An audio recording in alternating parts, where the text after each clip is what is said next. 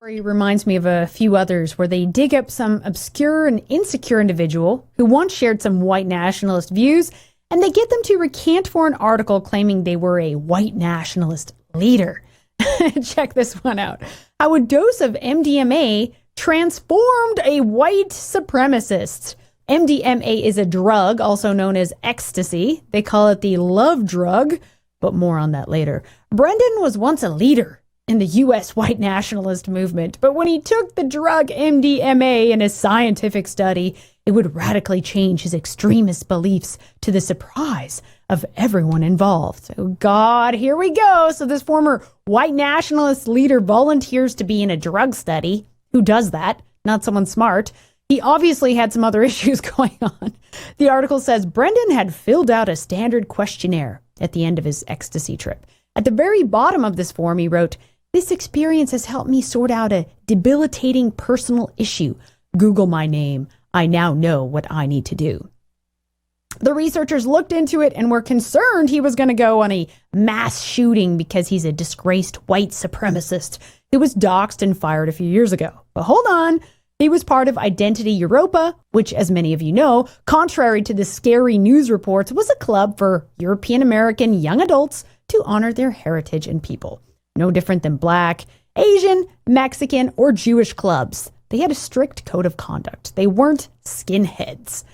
Now, everyone who has taken MDMA, ecstasy, known as the love drug, is laughing at this entire article because they know how fake an E-trip is. It's all chemical, and once that love high is over, you feel like crap. And if you do it enough, it will eat your soul. But maybe it's actually a good thing, the BBC and Friends say. After this guy took a dose of D, he told researchers, "Love is the most important thing. Nothing matters without love." This is so cringe, and he sounds like such a druggie, someone who just took a bunch of E. Love, love, love. Yeah, they really love white people these days, don't they? Black on white crime, CRT, demographic replacement, blaming us for all the world's problems, calling us white privileged. It's all because they love us. Pointing out how much they don't love us is a protective instinct for survival. It is human nature. It is found in all of nature. So for the experiment, he slid into an MRI, and a researcher started tickling his forearm with a brush and asked him to rate how pleasant it felt. "I noticed it was making me happier, the experience of the touch," Brendan recalled. "I started progressively rating it as higher and higher." As he relished in the pleasurable feeling, a single powerful word popped into his mind: connection. He said while under the influence, "We are all one." Yeah. It's ecstasy hitting your pleasure center, bypassing all other natural instincts. It's fake, it's chemical, it's a drug. Sure, we're all human, but we're not a unified one. Are we one when whites are the one group singled out and attacked? So it turns out he was liberal in high school and says he got sucked into white nationalism at university after joining a frat of Republicans. Ooh. Then he began reading books and supported Trump. That's when he really became a white nationalist. I mean, come on, this guy is a sucker. He obviously felt the social pressure after being doxxed and after being at Seville. And so he caved to the mob while under the influence of a drug, of a love drug, because he couldn't take the pressure. Not because the mob is right, but because they're a mob. After his ecstasy dose, he reached out to Chicago Anti-Fascist Action, who is helping him ideologically get educated, re-educated by anti-white commies. That's what it really means. He also hired a diversity, equity, and inclusion consultant, to advise him, and started working his way through a list of educational, re-educational books. In other words, go anti-white and you'll be all right. Good white boy. Here, take some more MDMA. He said he still has moments when he has racist or anti-Semitic thoughts. I bet you do. But now he recognizes that it only harms him. So I guess hate facts don't lead to a Holocaust now? What harms you, buddy, is pretending like the entire world is your friend.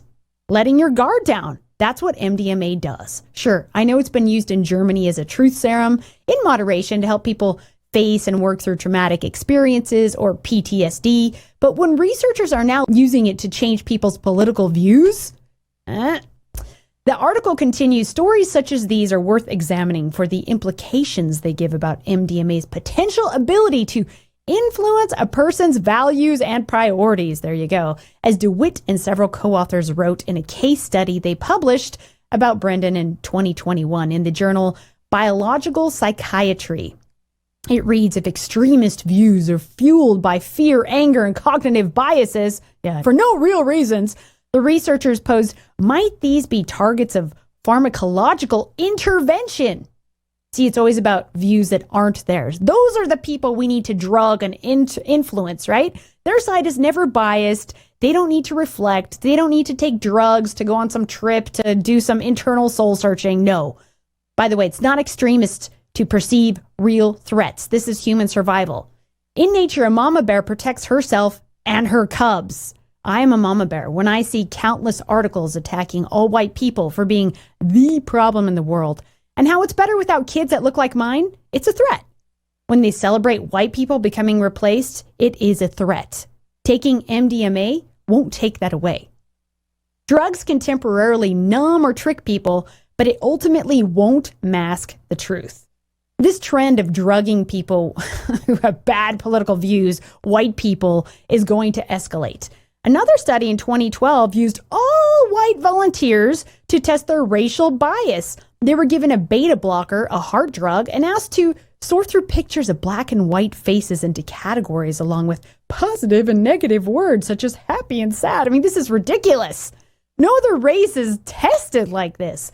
In another segment, they were asked to report how warm they felt towards certain groups, including black people and Muslims. If you feel too warm to your race, white person, and not warm enough to other races, we have to drug you more until you favor other people before your own. They were given propranolol, a beta blocker that blocks activation in the nervous system and in the area of the brain implicated in fear or emotional responses. It lowers your heart rate and blocks adrenaline. Many use it for stage fright too. It stops you from going into fight or flight. So in other words, it stops you from having a natural response, one that can help you identify danger. I've taken it before. It makes you feel really flat.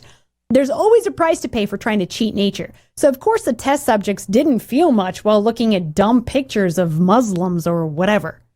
Like the sci-fi movies, future research is looking for that drug that can control behavior, looking for the magic pill to subconsciously screw with you to get you to go along with their agenda.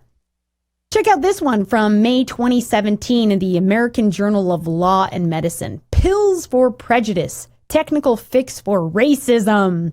There's a paragraph that reads, as these researchers directly link racism to neurobiological substrates that can be modulated through pharmaceutical interventions, they also render the workings of racism in a mechanistic fashion as a series of neurobiological steps that can be disrupted by drugs. Well, can leftism be disrupted by drugs? I'll never do those tests. We're heading for Soma in the brave new world, thought and mood regulation via drugs. It's no wonder, though, that hard drugs are becoming legalized and psychedelics are going mainstream. They want you to be in this la-la drug haze. We're all one. I feel so good. Just chill. Meanwhile, the world around you is turning into hell. Well, check this out. Wealthy donors are fueling a psychedelics renaissance as universities vie for funding to study magic mushrooms and MDMA. Why? Makes me think of the CIA's MKUltra project, assessing the potential use of LSD and other drugs for mind control, information gathering, and psychological torture. The CIA handed out drugs on uni campuses, remember? MKUltra still exists. It's just mainstream culture now. Drugs are a large part of it. Today, universities are establishing psychedelic centers to study compounds like psilocybin and MDMA. Cash from wealthy donors, they say, is promising early results, which have helped make the research more mainstream. Scientists want to see if psychedelics can treat depression and anxiety and help people quit smoking. And you know, it's a lot more than just that. They want to see if they can change your values and shape your political views. Look, I know our ancestors enjoyed a few magical mushrooms, but they didn't have subversive forces like today trying to hijack their shamanic journey.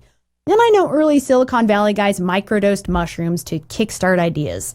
Today, wealthy liberal donors are funding universities to test psychedelics, not to help you stop smoking, but because they want to toy with thought control.